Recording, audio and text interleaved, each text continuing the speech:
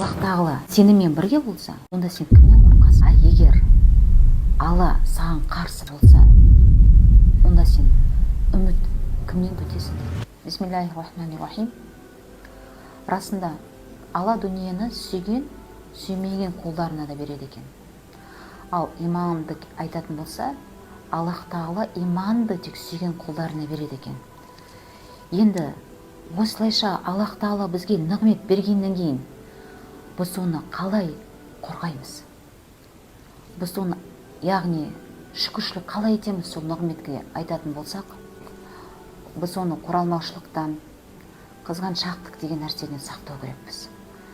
Ренжіп қалу деген нәрседен аулақ болу керекпіз. Себебі, мысалы, біз бір өзімізге құнды нәрсені қалай сақтаймыз? Мысалы, тіпті киімді айтатын болсақ, қымбат киімді алатын болсақ, біз не істейміз? Оны міндетті түрде шифонерде сақтап, оны іліп қойып, таза ұстап. Себебі ол біз үшін құнды нәрсе ғой. Бірақ иман, ол ең үлкен нығмет қой. Ол ең құнды нәрсе біз үшін. Нығметті, яғни біз солай қорғау керекпіз жаман нәрседен, фитнадан. Қалай қорғаймыз оны? Құран оқу арқылы, жақсы істі жасау амал арқылы.